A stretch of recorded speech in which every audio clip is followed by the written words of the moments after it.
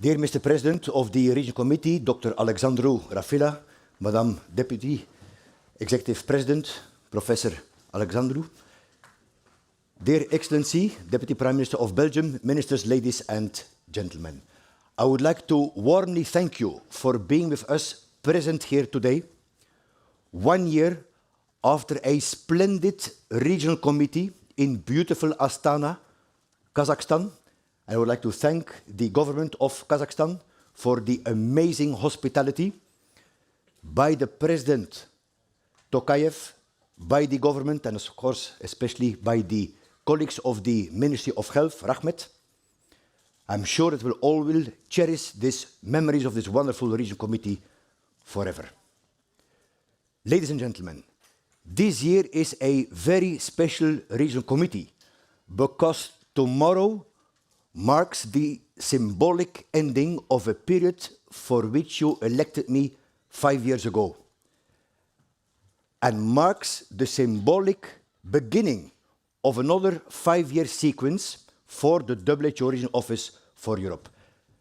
And I acknowledge that this may look a little bit artificial, since I'm the only candidate for my succession. But as I told the Regional Evaluation Group, 17 June, diligently chaired by Ms. Ewa Nowacka from Poland, I have been taking this re-election very seriously as a unique opportunity to renew my contract with all of you 53 member states with the same determination and modesty as 5 years ago. As a marathon runner myself, I got to know that the toughest opponent in life is ultimately yourself. So, ladies and gentlemen, this year I thought to start with a short film to show you some selected achievements of my mandate. And of course, there is a detailed activity report included in the Regional Director's report, which is in front of you. Thank you.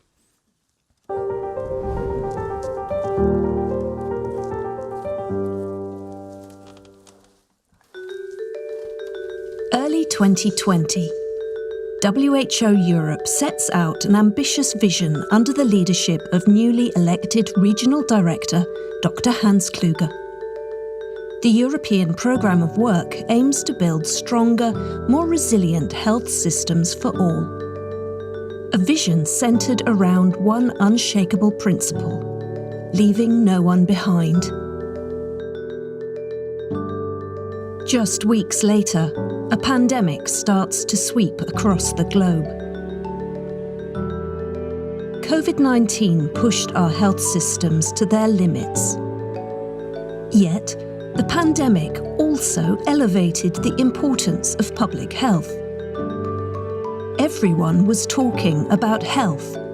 Governments, policymakers, people. We showed solidarity with health workers. Communities came together. Safe, effective vaccines were developed and rolled out in record time. 1.7 billion vaccines were administered in the European region alone, saving well over 2 million lives. But our work didn't stop with COVID-19. WHO Europe fulfilled every single goal of the European Programme of Work, the EPW, including a special focus on key flagships.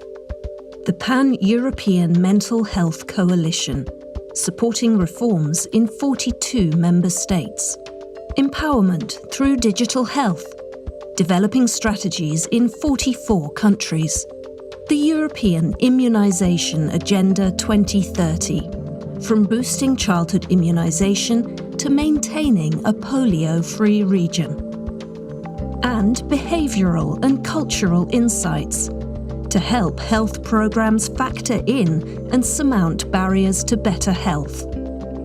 Complementing and supporting the EPW, the overarching flagship of flagships, primary healthcare, taking health to where the people are.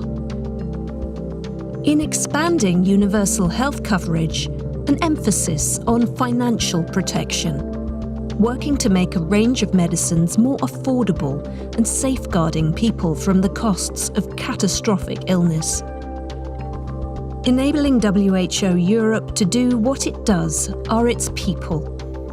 The Executive Council, working as one team with the Regional Director towards strengthening internal coherence across the regional office. The Senior Leadership Team, and all staff across the entire region, without whom WHO Europe's achievements simply wouldn't be possible. These achievements are underpinned by health as a fundamental right. That firm belief drives us to reach the most vulnerable: migrants and refugees, LGBTQI+ individuals and communities, indigenous populations. By promoting economies of well-being, we connect health with prosperity. When people thrive, economies thrive. Health also connects us across geographies and borders. For example, through our roadmaps for health and well-being in the Western Balkans and Central Asia, or through our Small Countries initiative.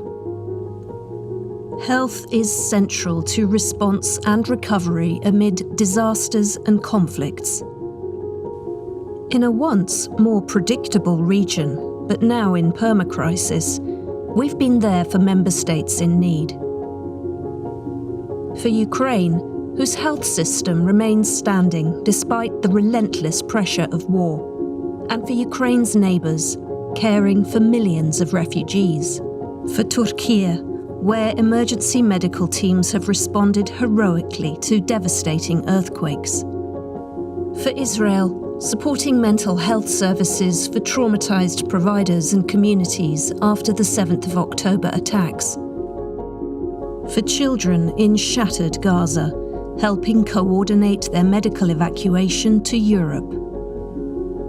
And, not least, strengthening regional health emergency preparedness and response through the Pan-European Network for Disease Control, an evolving network of networks to facilitate collaboration and knowledge sharing across Europe and Central Asia. Ultimately, our member states need resilient health systems to ensure a sustainable future. For Europe, it's time to act. By prioritising investment in healthcare worker training and retention, improving pay and working conditions, by using digital technology to support the healthcare workforce and patients alike, by laying the groundwork for ethical digital health systems, including AI, that reach and benefit everyone, not the privileged few. But shaping the future of health goes beyond health systems and technology. Shaping the future of health needs young people to be involved in decisions that impact their health and well-being. We're achieving this through Youth for Health, a regional network that's become a driving force, mobilising young leaders on issues from alcohol abuse to reproductive health, from mental health to gender equality. Our partnership with youth complements our partnerships across the spectrum. Through some 270 collaborating centres, through partnerships with the private sector, and through partnerships with other WHO regional offices, and with member states of other regions. But as the COVID-19 pandemic recedes further, so too does the world's attention to health as a priority. Political will and investment are waning. Political divisions are rising. Politics is driving dangerous disinformation about health. It's precisely now that our collective focus on health must be sharper than ever. A focus that includes building health leadership, such as through the Pan-European Leadership Academy, strengthening public health leadership while tackling the underrepresentation of several member states in international governmental organisations. 4 years ago, we set out to transform public health across Europe and Central Asia. In the face of unimaginable challenges, we did just that. But our journey is far from over. There are other priorities to tackle.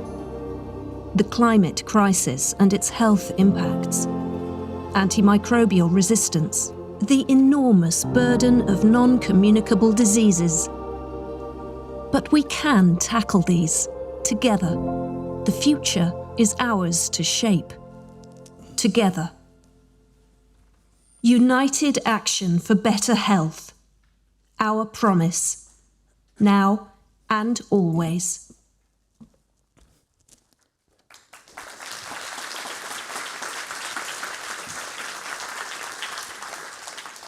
Ladies and gentlemen, over the past 5 years, we have seen profound changes that impacted the world and this region, which concern health. There are new urgent priorities which emerge, like lack of access to medicines, shortfall of healthcare workers. WHO estimates that by 2030, the world will be short with 10.2 million healthcare workers. Health systems have been faced by crises of an unprecedented scale. The COVID-19, devastating earthquakes, and more the tangible results of climate change, wildfires, droughts. In this region alone, every year 175,000 people die due to heat. The geopolitical balance has been drastically upset due to devastating wars we could never imagine. Since we met in Astana last year, WHO reported 444 attacks on healthcare, more than one a day. Dr. Tedros and me will continue to denounce in the strongest possible terms any attack on healthcare workers and health facilities, a very clear breach of the international humanitarian law. It also meant that the WHO Regional Office for Europe here had to adapt very quickly. And I'm proud to say that I believe we did. Thanks to you approving the European Programme of Work very quickly after my appointment, and the EPW actually proved to be a very effective and agile tool to weather those permanent crises.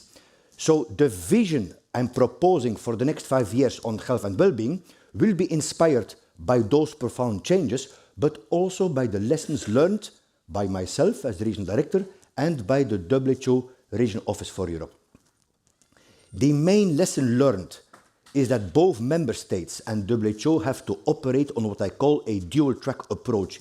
It means to be able to manage current crisis and prepare better for the next one, while ensuring basic daily healthcare services. And my vision is that through the successful WHO Pan-European Leadership Academy, Tier 3 starting 6 December, targeting chief medical officers, director generals of the Ministry of Health in our region to first upgrade the skills to govern health systems in times of permacrisis, after which we'll establish a community of practice, a safe environment, where CMO Secretary Generals can continuously exchange successes, advice, and even failures. And I would like to thank Professor Walter Ricciardi from Italy, from the Catholic University of the Sacred Heart in Rome, for being my co-director. Looking back, gradually we developed, together with all of you member states, 5 working methods. And I'm very committed to strengthen those going forward. The first one is to keep close and permanent contact with each of the 53 member states, be it individually or sub-regionally. A very good example of a sub-regional modus operandi is the Small Countries Initiative. And I would like to thank the Minister of Health of Cyprus, Michael Damianos, for the last ministerial meeting of the small countries, which was very rich in content, not at least at prevention and control of childhood cancer. Another very good example is the Roadmap on Health and Well-being for the Western Balkan, approved in 2021 in beautiful Budva, Montenegro, by the 5 prime ministers of the Western Balkan countries, a first one. And another first one, the approval of the roadmap for the 5 Central Asian countries, for the first time, approved by the 5 heads of state, the 5 presidents. And I'd like to thank you, dear Minister, my brother from Tajikistan, Minister Yamuruddin Abdullah Rahmati Kalon, my brother, because it was your president, Imali Rahman, who really made this happening, and which then fed into the first Central Asian Health Investment Forum in beautiful Bishkek, Kyrgyzstan, again under the patronage of the president, Sadi Japarov, and I want to thank you, dear Minister of Health of Kyrgyzstan, Dr. Alim Kadir Beshnalev, for your great leadership over there. First working method. The second working method is to strengthen participatory governance, always remembering that WHO is a member state-driven organization. This has been my ethos, listening to member states and following through on my commitments, always guided by the Standing Committee of the Regional Committee. And thank you, Professor Adriana Pistol, for always being there and for your very wise advice, but also Dr. Thomas Denser from Luxembourg, the chair of the working group on governance, and Dr. Olivia Wigzel, the chair of the subgroup on country work. And now we're very much looking forward, Dr. Bjorn Eriksson, to continue to work with you. And we always align with the European Executive Board members to ensure that your regional input feeds into global governance. And we have an awesome opportunity now that we have Dr. Katrina Lofthus being the chair of the PBAC.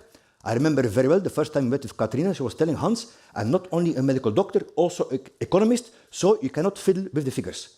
So now if Katrina says that the report is solid and that you're going to bring it to Executive Board in WHO Geneva, we feel very proud of this, Katrina. Third working method, to contribute to organizational alignment and unity. A one WHO, always guided by my big brother, Dr. Tedros, and thank you again, Dr. Tedros, for being here instead of the G20. It's a great honor for us, great support to me also personally, cannot be underestimated. Together with the country offices, and very important also, with the other region directors. We believe in horizontal collaboration. Actually, 2 new region directors already came to the office, and Dr. Faustin, RD-elect from Afro, is on his way, because I always say the job of the region director, there is no job description, is one of the most complicated jobs, so whatever mistakes I made, they don't have to make.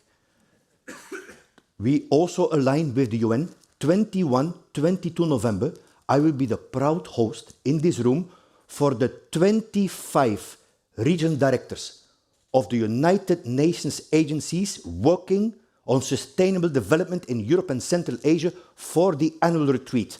A fantastic opportunity to follow through on the Pact of the Future, which was just adopted by the heads of state in York, and of course to feed into the development of EPW2. Fourth modus operandi, a zero tolerance towards sexual harassment and bullying of any nature. I launched the Regional Director's Special Initiative on Staff Health and Well-being. I appointed a coordinator in my cabinet. We launched the action plan, and we were the first WHO major office who conducted an annual staff health and well-being survey. Finally, fifth one was a personal commitment from me to Dr. Thomas Steffen from Germany when we went to campaign with our Belgian ambassador Willem van de Voorde, a rigorous financial management. I am very proud that we cleaned up the $15 million debt I inherited in the office here. For the second consecutive biennium, we have a clean financial balance sheet.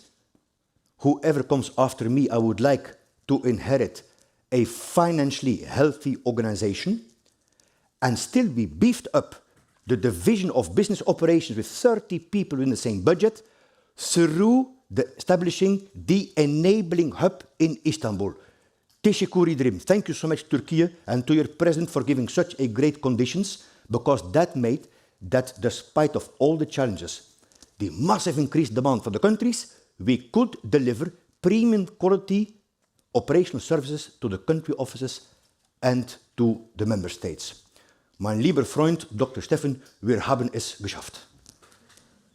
Thematically then, On the vision, if you look on the content, I plan to initiate, if and once re-elected tomorrow, a very innovative, participatory, consultative process with all 53 member states to develop the European Programme of Work number 2.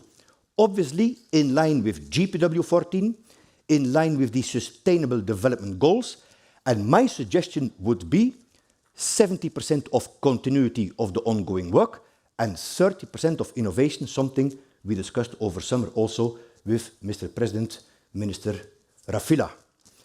And it goes without saying, we're going to involve all the partners, healthcare workers, the patients, academicians, WHO collaborating centers, and very important, of course, the civil society, the youth, to ensure social participation from the very beginning.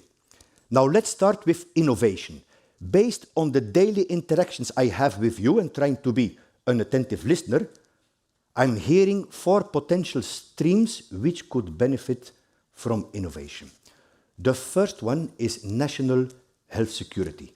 Over the past 5 years, at least 25 member states from the 53 faced a health emergency event large enough to challenge the country's security. If we take into account the war, the COVID-19, the migrant crisis, and of course, AMR, we could say that the national security of all 53 countries is being tested. How can a country be secure without stockpiling of medicines and vaccines? How can a country be secure without sufficient trauma care capacities to manage an unexpected mass casualty event? Without testing the hospital emergency plans. In 2024, national health security is no longer an option. It is an imperative, because no health security somewhere immediately is national health insecurity everywhere. Dear ministers, ladies and gentlemen, I have an ironclad commitment to alleviating the suffering of millions of people due to the devastating war. And here I would like to express my utmost respect and admiration to the Minister of Health of Ukraine, Dr. Viktor Lashko. Please, Madam, convey to my friend Viktor for the determination of the Minister of Health officials. Only a couple of weeks ago, I was with Viktor and Dr. Sergei Dubrov up to the front line. For the 6th time, no any other head of UN agencies has gone since 2022 6th time up to the front line to encourage the doctors, the nurses doing an amazing job. And we are working on 3 R's: response, recovery, and reform. Of course, I'm very concerned. This 3rd winter will be the most difficult health crisis because, as you see, I could witness that 80% of the civilian energy grid is either damaged or destroyed. So the health system of Ukraine cannot tolerate from us any fatigue, deserves all the support.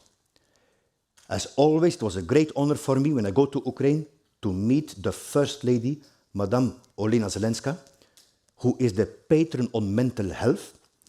Together and with Viktor, we trained now more than 100,000 non-specialist health workers into mental health management.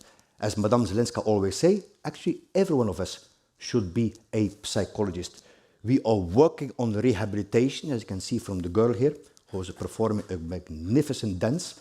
I observed more than 20,000 children and people had to have a limb amputated.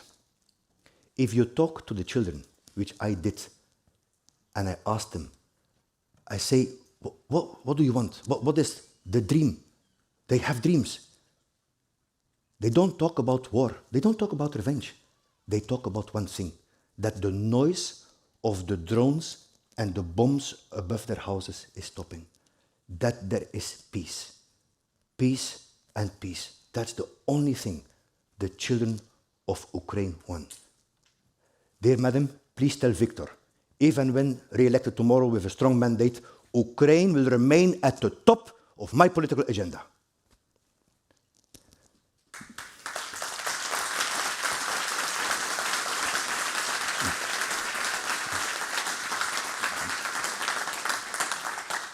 Ladies and gentlemen, in the devastating conflict between Israel, Hamas, and Hezbollah, I will continue to echo the call by the WHO Director General for all hostages to be released immediately and unconditionally, while they are in captivity to have access to medical care.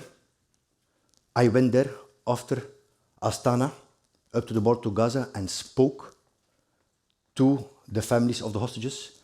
I will echo the call of the WHO Director General for an immediate ceasefire and especially for a drastic scale up of humanitarian assistance to the civilian people, be it in Gaza or Lebanon. I am in daily coordination with my sister, Dr. Hanan Balchi, the Regional Director of the Eastern Mediterranean region, guided by Dr. Mike Ryan, the Director of the Emergency Program in Geneva and Deputy DG, and with the support, first and foremost, of Turkey, also of the EU Civil Protection Mechanism, of Switzerland, 5 EU countries, including my native country, Belgium, Spain, France, Romania, Italy. We facilitated the evacuation of 600 children, either with cancer or with heavy war trauma, to European countries.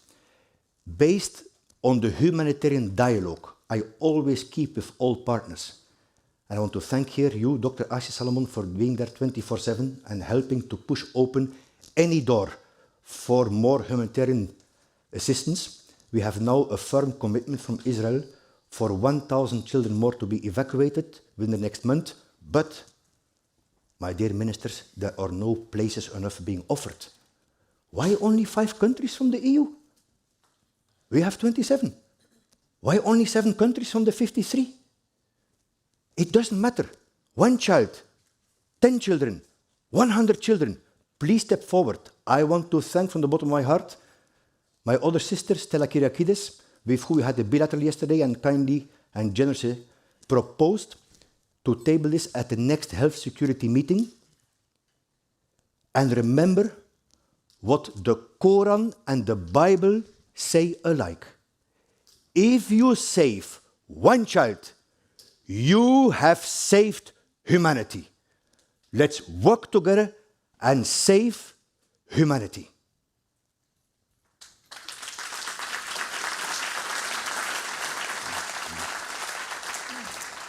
If I talk about national health security, I also talk about pandemic preparedness and response. I will be ready to further my team provide strong support to reach, as Dr. Tedros was mentioning, the pandemic treaty, while at the same time strengthening continental resilience. What does it mean? It means first to solicit and convene political leadership. Number 2, to operationalize the new strategy on preparedness 2.0 and the first ever regional action plan on emergency medical teams, which I hope you will adopt on Wednesday. Third, to harmonize surveillance system and sharpen alert systems through the recently established pan-European network of disease control. Now 30 public health institutions from 17 countries. It's open, it's iterative. And thank you so much, Professor Chris Whitty and Dame Jenny Harris as well, for really your leadership to initiate. I think we're off to a very good start. We do it very inclusive, making sure we don't duplicate. I want to thank also the new director of the ECDC, dear Pamela, for being part of it, as well as the Eurasia Economic Commission. And finally, continental resilience means to foretell scenarios and anticipate a gap in equal access to medical countermeasures when the next pandemic hit us. And here I would like to thank Laurent Michel, the DG from HERA. First time in history, my office is sending a senior director to HERA as a secondment, usually it's the other way around, to ensure pan-European approach under my motto to leave no country behind. And actually a lot is happening. I would like to thank here also the Minister of Bosnia-Herzegovina. We were working very closely to upgrade the molecular diagnostic capacities, Minister Dubravka Bosniak during the COVID-19. Dear colleagues, we have to take the rising threat of antimicrobial resistance, including MDR-TB, but also HIV, hepatitis, as an urgent wake-up call. And here I would like to thank Minister of Health of Malta, Jo Etienne Abela, for the global leadership. I know we're waiting for the minister tomorrow, which led to the UN high-level meeting recently in New York. First and foremost, it means operationalizing the multi-sectoral One Health approach in line with the quadripartite I signed with FAO, WUA and UNEP, and credit to our colleagues, which is mirroring the quadripartite that Dr. Tedros signed at the global level. Tomorrow, for a lunch for the heads of delegations, we will launch the first operational guide on One Health and also the first WHO collaborating center on One Health. Already we are preparing to launch around World Tuberculosis Day next year, the tuberculosis-free initiative in Central Asia. And I would like to thank there my brother, Dr. Asilbek Khodarayov from Uzbekistan, for a fantastic meeting we had in Tashkent in July with the Stop TB partnership to Stop TB. Please pass my very best to the minister. Dear colleagues, all these actions I'm talking about on national health security underscores the importance of the global health diplomacy dialogues which are convened by our office in Brussels. The second edition just finished for officials by the Minister of Health, Minister of Foreign Affairs, our own WHO staff. We are preparing for the third edition completely in the Russian language because we need more health diplomats. What are health diplomats? Health diplomats are champions in the delicate choreography of political relationships to open the right door at the right time to position health at the center of investment choices and political decisions. I myself, I had the opportunity recently to showcase or try my global health diplomatic skills at the WHO, at the Berlin Process Summit in 2024. And I would like to thank Professor Karl Lauterbach from Germany for having facilitated the invitation by the German Chancellor Scholz with the heads of state. And I was participating last year. Last year I was given the honor of an intervention of 2 minutes. This year I was given the great honor to give an intervention of 1 minute. And I must say, it helps a lot. If you have 1 minute, you better think what you're going to tell. I was the only UN agency and the only voice of health. And actually, looking in all modesty around the table of the eye contact I had with everyone, as you see, I think we got across. We linked health with national health security. We linked health with being a driver for the green agenda. We linked health with figures to job productivity and employment. Believe it or not, all of this in 55 seconds. And in between, I even had the opportunity to wish Prime Minister Edi Rama a good recovery of small surgery. Next one. Second area, which is open for innovation, the unfinished burden of non-communicable diseases and mental health. Ladies and gentlemen, every single day in our region, 7,400 people die due to the fact that 4 industries are following a similar playbook. Tobacco, alcohol, fossil fuels, unhealthy diet. We are the champions globally of alcohol drinking. If we don't take stronger actions, soon we'll also have the Olympic medal in smoking. Already 20% of the youth is e-vaping. But there is a lot to celebrate also. You know that I'm an incurable optimist. France and Spain have halted the rapid rise of obesity. 10 countries already reached the 2025 premature mortality targets for NCD, and 16 more on their way to do so by end of next year. But we cannot rest on our laurels. We have to accelerate on NCD targets by 2030. And that's why we propose to launch 2 streams of action. The first one is shorter term, looks towards the UN high-level meeting in 2025 on NCDs. I mean, we were always the champion in NCDs. We cannot go there as the worst pupil of the class. And that's why we finished a country package of so-called quick buys, evidence-based, cost-effective actions which yield population benefit in less than 5 years. We have a focus on cardiovascular disease, the #1 cause of premature mortality in Eastern Europe. And I would like to thank my good friend Dr. Peter Takash from Hungary for tabling this very high on the agenda, and also on cancer, a rapidly rising burden in Western Europe. And here I would like to congratulate, really, very sincerely, Madam Minister of Armenia, Dr. Anahit Avanesyan. I know how much success you had in increasing the uptake of cervical cancer screening once you introduced the HPV vaccine by trust building among the girls, the parents, and the healthcare workers. Congratulations. The second stream on NCDs then is longer term, is Vision 2050.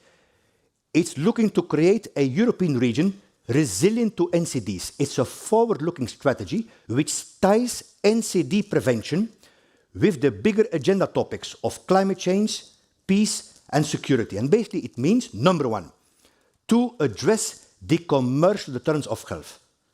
Here I really have to express my greatest respect to the Deputy Prime Minister of Belgium, Mr. Frank van den Broeke, for launching with us the report on the commercial deterrence of health under the very successful EU presidency. Very courageous, very successful. Thank you, Deputy Prime Minister. It also means include non-communicable diseases into emergencies. And thank you, dear Jonas, Denmark. In this room, we hosted the global meeting on NCDs in emergencies here.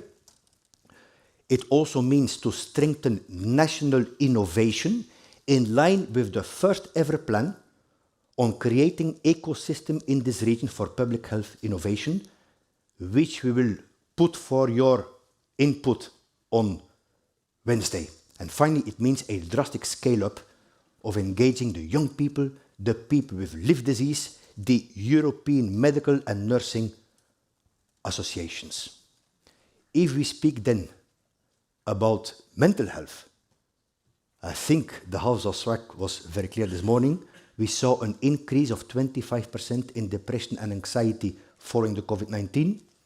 Our latest survey in 44 countries on the health behavior of school children shows that among 15-year-olds, 28% of the girls, 14% of the boys say that they feel lonely most of the time or always.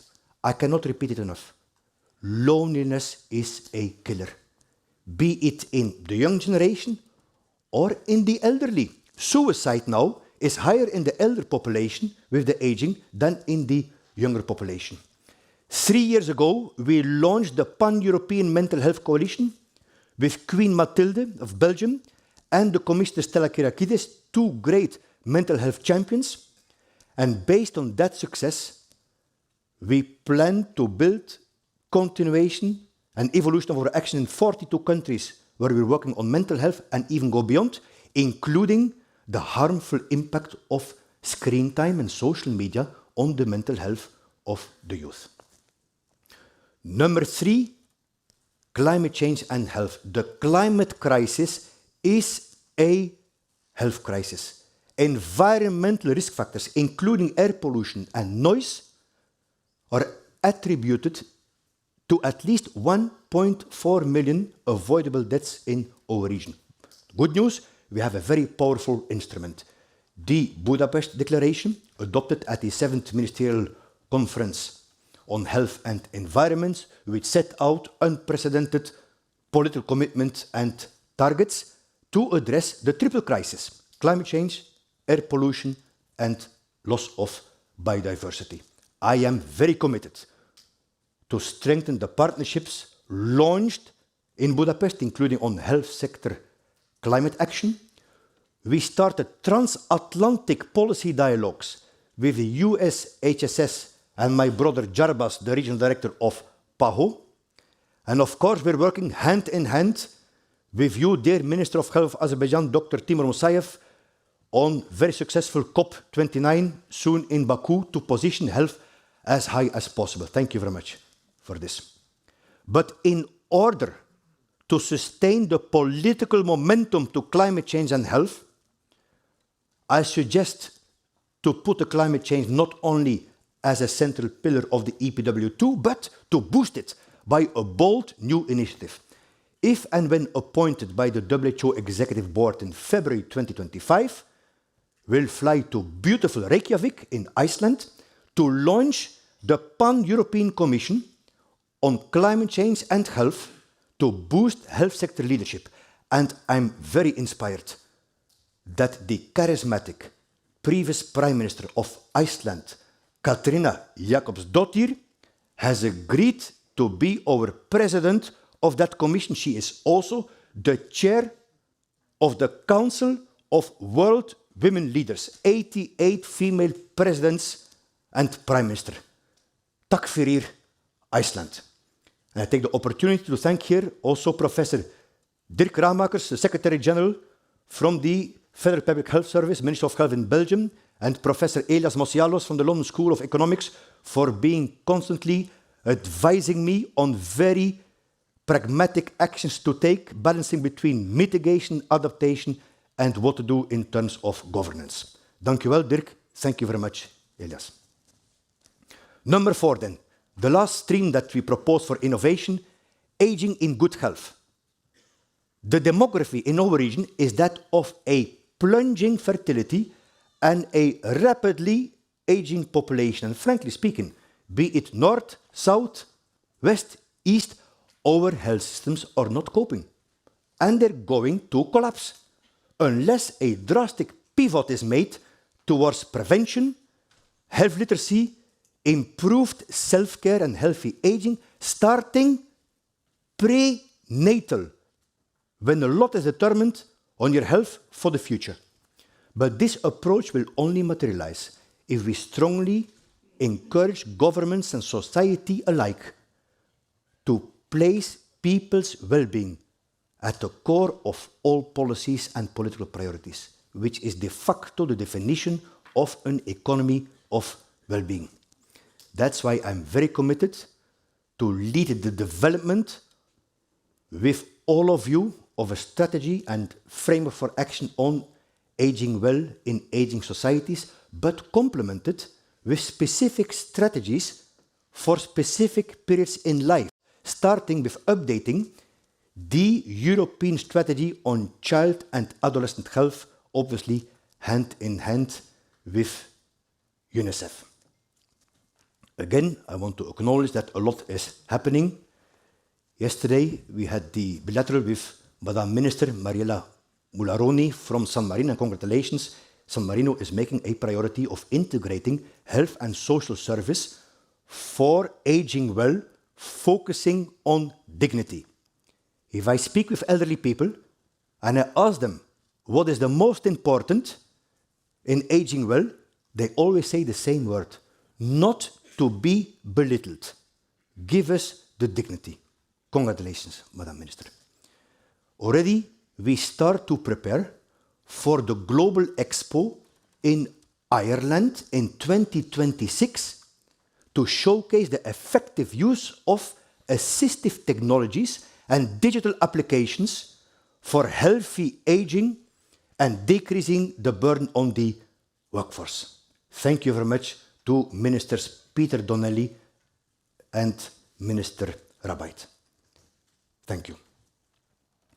Dear colleagues, I spoke now about 4 streams for innovation, which you see on the screen, but there is one area, if and when re-elected, I will come to you for advice, a great concern of mine. It is about the health consequences of sexual violence against women and girls. And more broadly, how to better protect the health of the victims of all forms of violence, particularly children. 1 out of 4. As a physician myself and a father of 2 wonderful daughters, Anastasia and Sofia, 1 out of 4 is a statistics which scares the hell out of me. In our region, 1 out of 4 girls before their 20th birthday will face at least one time intimate partner violence or non-partner sexual violence. And we don't hear them because they go to sleep terrified that people will not believe them if they do the story, or terrified because of retaliation. And the health sector has such an important role to play, to be aware, identify the victims and protect them. But for now, our European health systems are failing those women and girls. And this is happening at a time where we see increasing gender inequalities in the region. In many countries, there are gaps for girls and women, including refugees, to access sexual and reproductive health services. In all countries, there is stigma and discrimination, be it against women or men from migrant origin, and against people of the same sexual orientation. Any country which has laws discriminating against people of the same sexual orientation de facto or breaching the universal principle of inherent dignity of the individual. And I want to thank so much the Prime Minister of Spain, Pedro Sánchez, who I met thanks to Minister Mónica García. First, Mr. Sánchez immediately agreed to help evacuating 30 children from Gaza, after which he committed to be my champion in the field of gender equalities. Very important at a time when we are now commemorating 30 years of the Beijing Platform for Action. Actually, I was there in Geneva last week with the Spanish ambassador on the commitments on the Beijing, and when I was asking naively to my colleagues why there will be no big conference 30 years later, the answer was quite sobering, was that if we would organize such a conference now, the outcome declaration would be much weaker than 30 years ago. So this is a very important topic for our attention. Dear colleagues, I have now spoken about innovation. Let's turn shortly to the continuity of the ongoing work. Continuity does not mean stabilization. It means consolidation and do a big step forward. Success will only be obtained if we achieve universal health coverage and financial protection. First and foremost, provide affordable access to both essential and innovative medicines. And here I would like to thank the Minister of Health of Austria, the Minister Johannes Rauch, for a very strong support to the novel medicines platform, which remains very, very important, the public-private partnership, bringing for the first time member states, industry, patients, and payers together, but also congratulating, actually like Dr. Tedros did already, my good friend, Minister of Health of Latvia, Dr. Hossams Abu Meri. I saw myself in your country that people have to pay now 15 to 20% less for prescription medicines. It's amazing. Congratulations. And the same for my new friend, Minister of Health of North Macedonia, Dr. Arben Taraveri, for convening this great policy dialogues, reviewing the list of positive, the reimbursable medicines list together with your Prime Minister, actually, who I congratulated in Berlin. Ladies and gentlemen, I'm very concerned about the lack of healthcare professionals. And that's why I will continue to advocate to invest in health workforce, not at least on retention, improving working conditions, and lifelong learning. And here I would like to thank Minister of Health of Luxembourg, Minister Martin de Pre, congratulations for working very close together on a very comprehensive plan on human resources for health. Félicitations. I will also continue to advocate for any strategies that optimize health work performance by decreasing unnecessary burden to the health workers and filling gaps through machine learning, robotics, remote care, and digital health applications. We are going to collect the evidence to develop policies, norms, and guidance how European health systems can adopt artificial intelligence in a safe, ethical, and trustworthy way. And we will be the guardians to leave no one behind by developing a European framework to measure digital health equity. Ladies and gentlemen, my vision for the region is to work with you to build resilient and sustainable health systems, where your people trust that they will have the right care at the right time, at the right place, by the right person, without being pushed into poverty due to ill health, which was the core of the 15th anniversary of the Tallinn Charter in Tallinn, Estonia. And thank you very much to Minister Riina Sikkut for this amazing celebration. We put trust and transformation at the heart of the new health system vision, which I will present to you on Wednesday.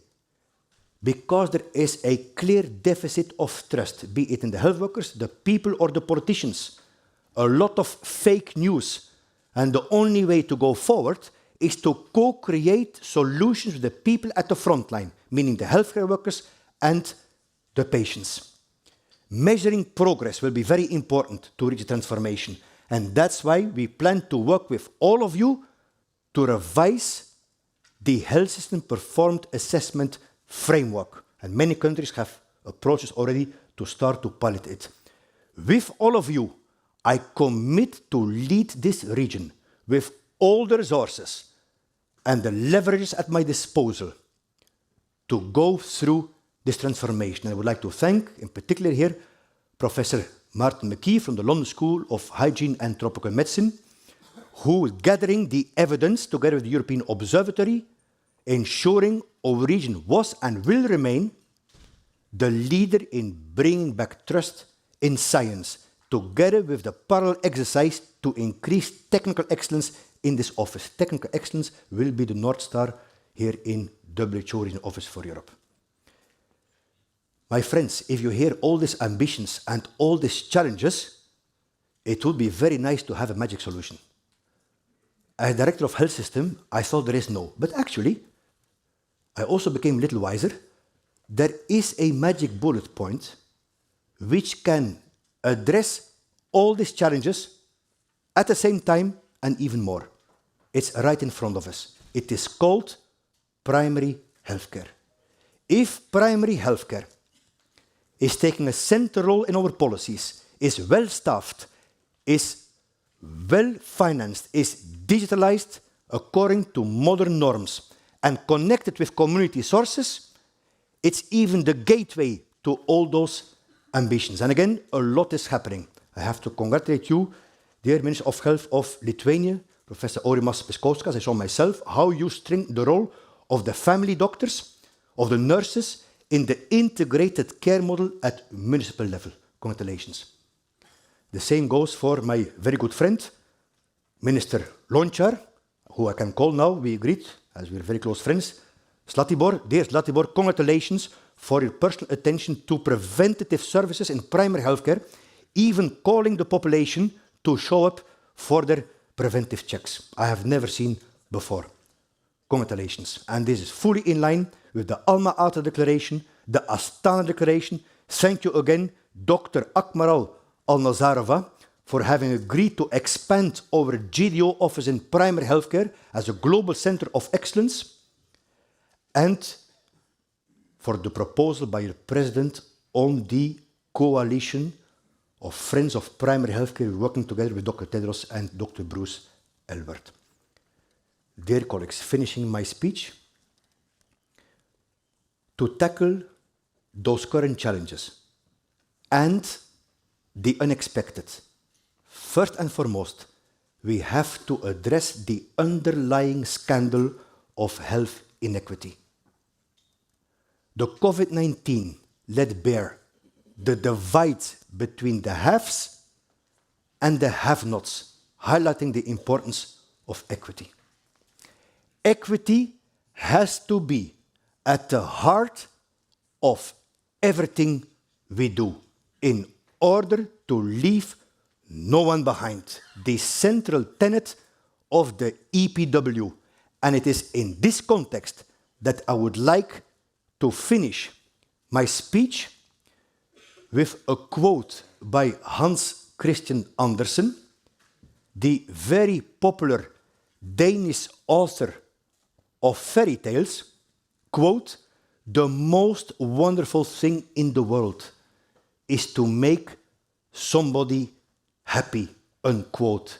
In a world which is compounded by self-interest, by destruction and war, Hans Christian reminds us of the incredible power each of us has to positively influence somebody's life. Let's never take this unique gift for granted. Manje tak. Thank you very much. Merci beaucoup. Danke schön. Spasiba вам большое.